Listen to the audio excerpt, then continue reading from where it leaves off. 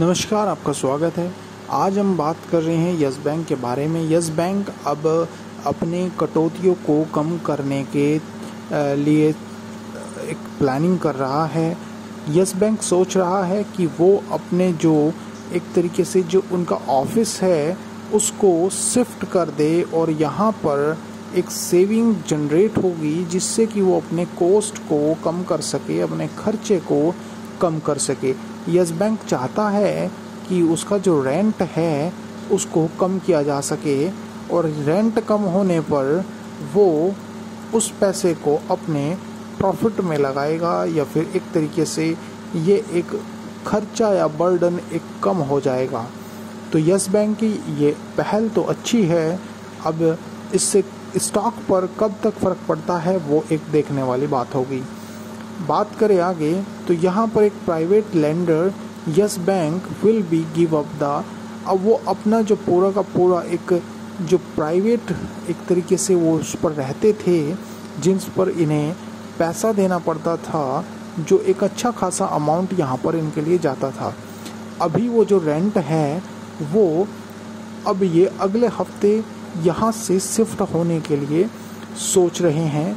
जो एक तरीके से कह सकते हैं आप बिल्डिंग जो अनिल धीरूभाई अंबानी के एक हेडक्वार्टर के एक बिल्डिंग है जिस पर 8th फ्लोर पर इन्होंने अपने आप को एक तरीके से रजिस्टर या फिर वहाँ पर जाने के लिए इन्होंने प्लानिंग करी है।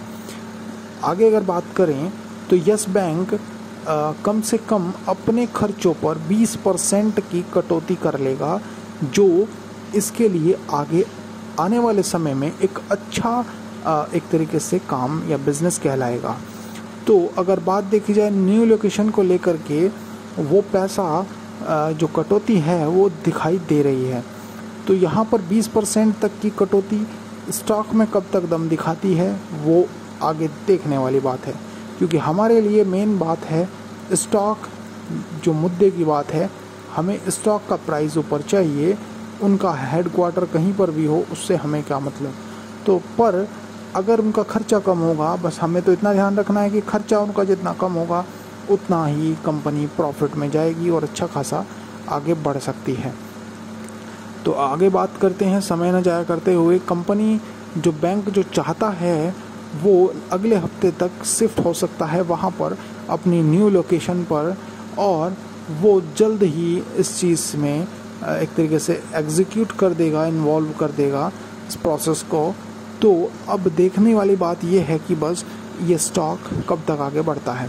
वीडियो यहीं तक थी, पर आपको हर अपडेट से रहना चाहिए वाकिफ़ कि किस कंपनी में आपने स्टॉक किया है उसके बारे में आपको पूरी जानकारी होनी ज़रूरी है, क्योंकि कंपनी या कोई बैंक या फिर कोई भी सेक्टर या कोई पर्सनल एक इंडिविजुअल कोई भी स्टॉक क्या निर्णय ले रहा है उसका पता होना बहुत ज़रूरी है, क्योंकि उसका पता होने पर ही आप उसमें कितने समय तक बने रहेंगे ये इस बात में बताने के लिए एक हमें निश्चित समय बताता है कि अभी हमें स्टॉक में बना रहना है या नहीं। तो हमारा काम है आपको जानकारी देना, आपका काम है उसके बाद उस पर निर्णय या फिर उसे एक तरीके से कैसे यूज़ करते हैं उस इन्फॉर्मेशन का। तो मिलते हैं अगली वीडियो में। धन्यवाद।